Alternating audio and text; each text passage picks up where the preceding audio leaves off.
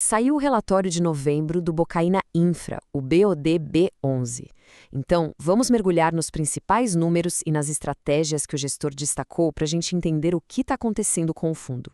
Logo de cara, o primeiro número que salta aos olhos é esse aqui, 9 centavos de real.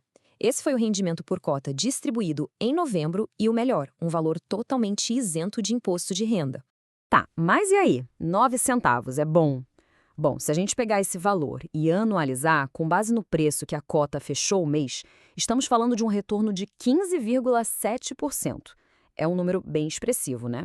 Mas olha, rendimento é só uma parte da foto. Para entender o cenário completo do fundo, a gente precisa ir um pouquinho além e comparar o preço da cota na bolsa com o valor real dela, o chamado valor patrimonial.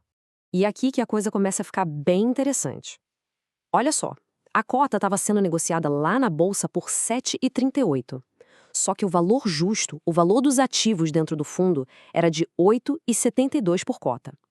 Essa diferença, esse deságio de mais de 15%, é um ponto crucial. Guarda esse número.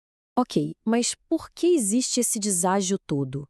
Para a gente começar a entender essa história, primeiro a gente tem que dar uma espiada em como estava o clima do mercado em novembro. Novembro foi, digamos, um mês de respiro. Depois daquela turbulência toda em outubro, os spreads de crédito, que é basicamente o prêmio de risco, deram uma estabilizada. As empresas pisaram um pouco no freio, sabe? Diminuíram o ritmo de novas emissões. E quem estava comprando também estava mais seletivo. Foi um movimento geral de mais cautela, um passo na direção da normalização. Beleza.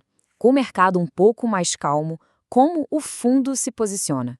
Vamos dar uma olhada na carteira e, mais importante, vamos desvendar um conceito que é chave para entender por que o preço da cota sobe e desce todo dia. A estratégia do fundo é bem clara: diversificação em setores que são a espinha dorsal da economia. A gente vê aqui um peso bem grande em saneamento e fibra ótica. São áreas com potencial de crescimento gigantesco. E depois vem torres de telecomunicação, transmissão de energia, tudo infraestrutura essencial. Isso tudo nos leva a uma dúvida que muita gente tem. Peraí, se o fundo investe em projetos de longo prazo, como uma rede de fibra, por que o valor da cota muda todo santo dia? A resposta para isso está numa regra do mercado financeiro que, na verdade, mudou o jogo para todo mundo que investe em renda fixa. É um conceito fundamental de se entender hoje em dia. E o nome disso é marcação a mercado. A ideia é simples. Em vez do fundo mostrar um ativo pelo preço que ele pagou lá atrás, ele é obrigado a atualizar esse valor diariamente. Para qual valor?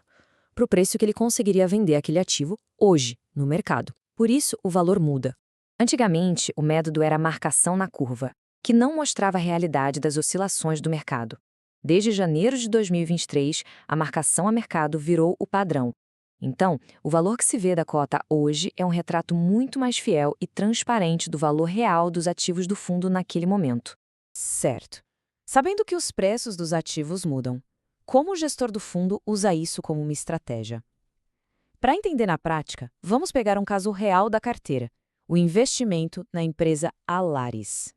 A Alaris é uma das grandes empresas de internet via fibra ótica. O foco dela é em mercados com muito potencial de crescimento, ou seja, um setor super estratégico para a infraestrutura digital do país. E essa linha do tempo mostra a tese de investimento em ação. Lá em agosto de 2024, o fundo investiu na dívida da Alaris quando o mercado pediu um prêmio de risco bem alto.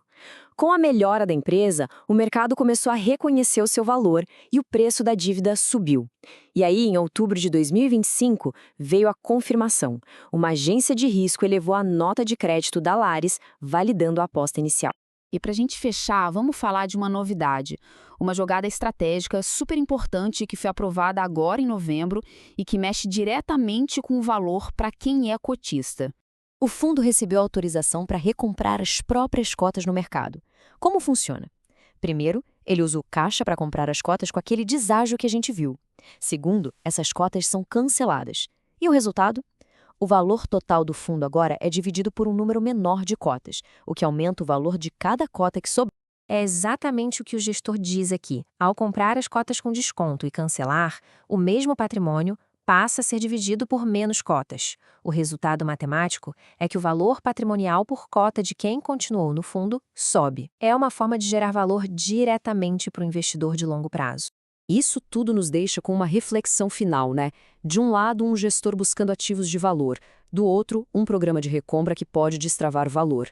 Diante disso, como se deve olhar para aquele deságio de mais de 15% entre o preço da cota e o seu valor real? Seria uma oportunidade? Fica aí a pergunta para pensar.